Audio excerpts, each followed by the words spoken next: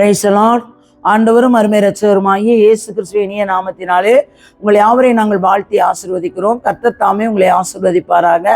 இன்றைய தேவ வார்த்தை 1 தீமோத்தேயு 2ஆம் அதிகாரம் 13வது வசனம், 14வது வசனம், 15வது வசனம் சொல்லுது பாருங்க.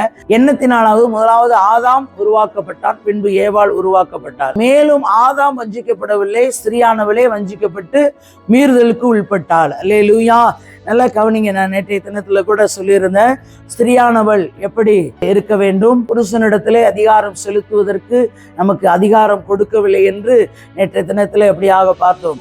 இன்னைக்கு பாருங்க, வேதம் சொல்லுகிறது எண்ணத்தினாலாவது முதலாவது ஆதாம் உருவாக்கப்பட்டார். ஆதாம் தான் உருவாக்கப்பட்டார், பின்பு ஏவாள் உருவாக்கப்பட்டார். மேலும் ஆதாம் வஞ்சிக்கப்படவில்லை, ஸ்திரீயானவளே வஞ்சிக்கப்பட்டு மீறுதலுக்கு உட்பட்டார்.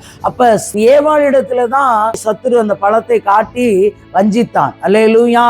அப்ப ஸ்திரீகள் தான் என்ன பண்ணப்பட்டோம்? வஞ்சிக்கப்படப்பட்டோம். அல்லேலூயா. அதனாலதான் பாருங்க, வேதமும் சொல்லுகிறது மீறுதலுக்கு உட்பட்டால் அப்படி இருந்தும் தெளிந்த புத்தியோடும் விசுவாசத்திலும் அன்பிலும் பரிசுத்தத்திலும் நிலை கொண்டிருந்தால் பிள்ளை பேற்றினாலே ரட்சிக்கப்படுவாள். அல்லேலூயா. நல்ல கவனிங்க. இந்த ஆண்டுடைய வார்த்தையின் பிரகாரம் வாழும் பொழுது, இந்த வார்த்தையின் பிரகாரம் ஸ்திரீகள் அப்போ வார்த்தைக்கு அப்படியே அமைதியில கேட்டு அந்த வார்த்தைக்கு அப்படியே ஒப்பு கொடுக்கும் பொழுது தெளிந்த புத்தியோடும் விசுவாசத்திலும் அன்பிலும் பரிசுத்தத்திலும் நிலை கொண்டிருந்தால் பிள்ளை பேற்றினாலே ரட்சிக்கப்படுவார். அல்லேலூயா. அப்ப முதல்ல நமக்கு விசுவாசம் இருக்க வேண்டும், தெளிந்த புத்தி நமக்கு வேண்டும். எப்படி என்ன பேசணும், எதை பேசணும் என்று கர்த்தரிடத்திலே நாம் கேட்க வேண்டும், ஞானத்தை கேட்க வேண்டும். அல்லேலூயா. அப்ப தெளிந்த புத்தியோடும் விசுவாசத்திலும் அன்பிலும் பரிசுத்தத்திலும் நிலை கொண்டிருந்தால் பிள்ளை பேற்றினாலே ரட்சிக்கப்படுவார். அல்லேலூயா. அப்ப பிள்ளை பேற்றினால் அல்லேலூயா எல்லாவற்றிலும் நமக்கு கிருபையை கர்த்தர் கொடுத்திருக்கிறார்.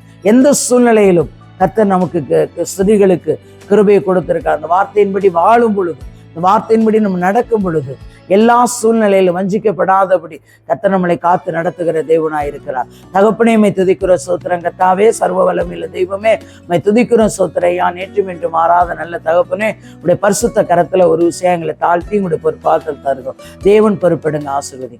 இயேசுவின் நாமத்தில் ஜீவனோட நல்ல பிதாவே. ஆமேன், ஆமேன்.